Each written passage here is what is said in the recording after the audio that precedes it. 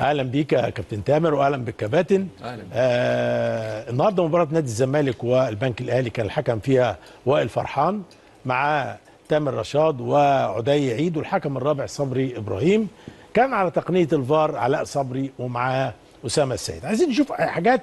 يعني انا عايز اقول الحكم النهارده يعني ما عندوش الخطا اللي اثر، بس في العاب يعني صعب جدا. يعني شوف هنا بقى، هنا الهجوم الواعد موجود، ما عنديش مشكله فيه عشان هو حسب دي هجوم واعد هنا. وطبعا مع احتساب الهجوم الواعد ادى انذار للاعب البنك الاهلي اللي هو اللاعب رقم 24.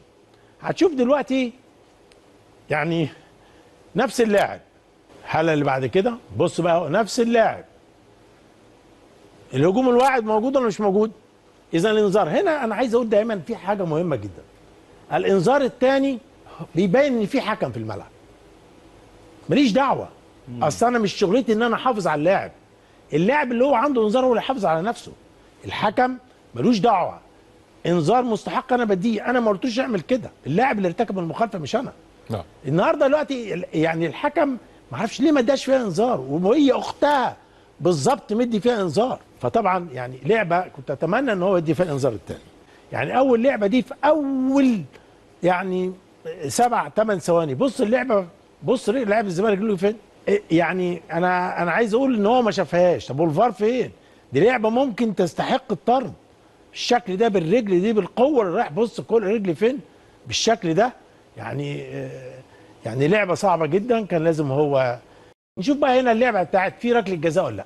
كل الالعاب دي احنا هوري لكم اللقطه اللي هي من ورا الجون. اهم حاجه خلي بالكم ده التوجه اللي في التحكيم في العالم. ايه هو؟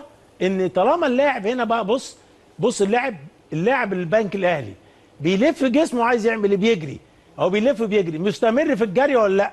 لو كان فضل واقف وعمل كده ما اتحركش كنت اقول لك فيها. وهي من بره، المخالفه من بره اهي، من خارج منطقه الجزاء مش من داخل منطقه الجزاء. نعم. اذا النهارده الخطا مش موجود، وانا يعني القرار الحكم بعدم الاحتساب صح، والفار ايد له الكلام ده. طبعا هنا الانذار مستحق، لعبه لابد انذار فعلا. ان نشوف اللاعب عمل ايه مع لاعب نادي الزمالك.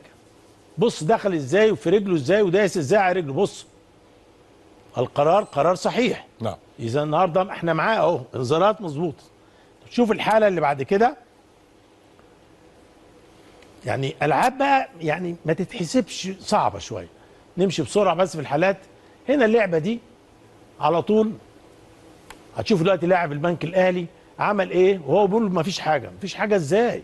بص اللاعب بيعمل ايه، فاول واضح جدا. يعني الانذار من عدم ممكن. يعني انا عايز اقول ممكن يبقى في عندنا كلام في الانذار ومش انذار، انما لعبه زي دي الانذار موجود، يعني الفاول موجود. نعم.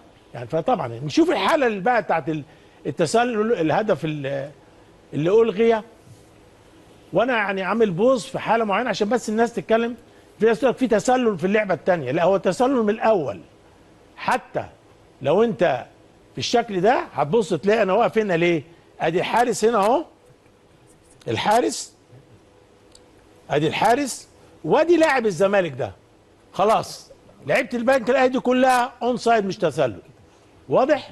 نشوف بقى الحاله اللي بعد كده تمشي بقى. طبعا التسلل، والناس تقول لك الله يا كابتن الفار جابه وفي 2 متسللين من البنك الاهلي. الفار جابه ليه؟ شوف ده تسلل.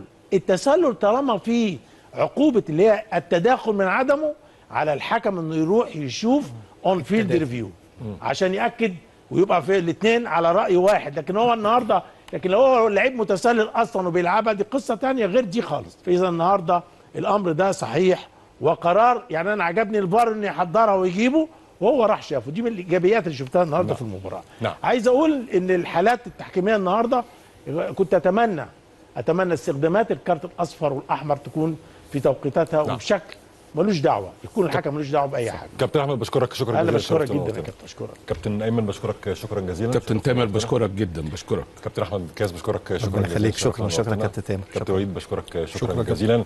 كان هذا الاستوديو التحليلي الخاص بمباراه الزمالك مع البنك الاهلي في رسم الجوله 24 من الدوري المصري الممتاز، وفوز الزمالك بهدف مقابل لا شيء. دمتم في